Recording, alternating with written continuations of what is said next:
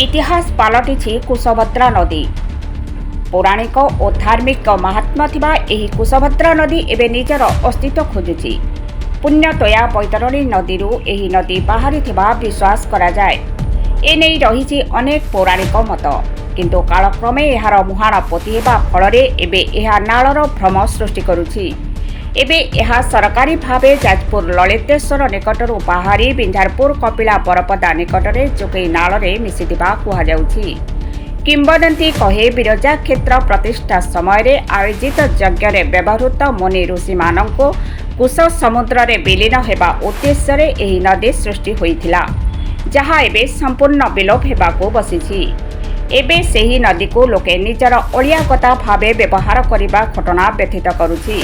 बिंझारपुर प्रसिद्ध शैवपीठ बाबा वरुणेश्वर एही कुशभद्रा नदी कूल रही। वर्षक 12 मास एही नदीर जल वरुणेश्वर ठारे लागी करा जाए, किंतु कालक्रमे एही नदीर विभिन्न स्थान में अलियागदारे परिणत हेलानी। वरुणेश्वर मंदिर को प्रत्येक दिन शह शह भक्त आसंती एवं बहु विवाह और व्रतघर मध्य हुए। से सबुर अलिया मध्य नदी में पड़ी थाए। यह द्वारा नदीर मुहाण पोती हेबा सहित नदी नागफणी दल में भर्ती होइछि, किंतु एही नदीर पुनरुद्धार पाई प्रशासनिक स्तर में कौन प्रकार उद्यम करा जाउ नथिबारु एहा एबे नाळ भावे परिचय पाइलानी।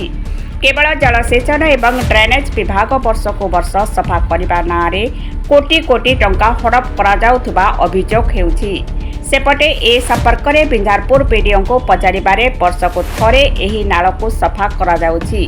आगामी दिन में एहार पुनरुद्धार पाई उद्यम कराजिबो बोली प्रतिश्रुति दैछन्ति। अनादि कालरू जो पवित्र कुशभद्रा नदी कूल वरुण देवता महादेव को तपस्या करी शापमुक्त होइथिले बोली एठी वरुणेश्वर ख्यात अछंती, पूजा पाउछंती। से वरुणेश्वर महादेव को कड़े बही आइथिबा पवित्र कुशभद्रा नदी पुराण रे वर्णित अछि। ब्रह्मांकर ब्रह्माकुंड रे ब्रह्मा यज्ञ द्वारा यज्ञ होइथिबा यज्ञ रे एते ब्राह्मण एते ऋषि थिले जे मानकर कुश बहिजिबा पे एक स्वतंत्र रेखा टाणी देइथिले, जोटा कुशभद्रा नाम डायरेक्ट समुद्र को लागिछि। एई पवित्र बैतरणी आमर समुद्र ए पवित्र नदी कुशभद्रा ए नदी किंतु आज ए अंचल पाई एक डस्टबिन हो जाइछि। पवित्र नदी जो नदीर जलपतन बढ़िले भगवान वरुणेश्वर जलपतन पादुका पतन मध्य बढ़े, अर्थात पादुका सांगे जल नदीर कनेक्शन अच्छी। स्टिल देन एठी किछि नना मानकर जो रोसई व्यवसाय को चरितार्थ करने से सब खाद्य अईठा पत्र आधार पकाउछन्ति, डस्टबिन करछन्ति। एवं वरुणेश्वर मंदिर को लगे कल्याण मंडप जो आइंष भोग आइंष रोसई होउछि, से आइंष बलिला बेलू से टिके उच्चरे मटन हांडी हांडी ढला होउछि से पाणले।